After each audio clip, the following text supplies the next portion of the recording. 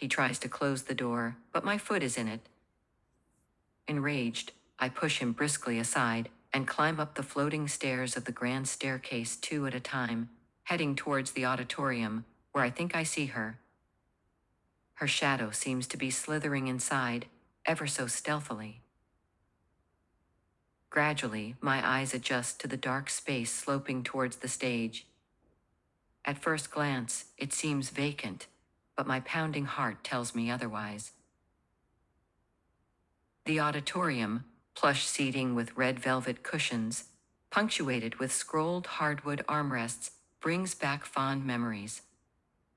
I conjure up a vision of myself down there, in the front row, wedged between my mommy and daddy, barely able to contain my eager anticipation for the curtains to rise. I wish Browny were here to sniff Linda out, but at this point, I have only myself to rely on. A shiver goes down my spine. I tread as softly as I can along the wood railing of the upper tier, and suddenly, I spot her in the lower one. Cowering in the corner of the aisle, she sneaks down the wooden stairs that lead to the bottom left exit. I climb over the railing and onto a makeshift scaffolding, slide down a bit, and from there, hurl myself, thinking while in flight that I should have thought twice of doing that, and land with a splat in the aisle. Carpeting would have been nice, but there you have it, hardwood. I manage to roll to my knees, then dart down the stairs, where I grab her arm with a force I didn't know I possessed. With a startle, she yanks herself out of my hold and makes a sprint, first for the exit, where I block her, then for the stage. Staggering up there, I push her into a stumble at the edge of the stage, where the two of us have a bit of a cat fight. We roll on the dusty wood floor. She's on top, then I am. She scratches my face. I shove her away, then find myself under her again. She punches me in the gut. I kick at her belly. She pulls my hair. I slap her hollow cheek. I marvel at how strong she is, despite looking fragile. She claws at me with her nails as I gain the upper hand, but I steel myself for the pain. I pin her down, her bald head hanging over the edge. Meanwhile, the actor rushes in. He calls out to her, "Shall I call 911? "Please do," I growl.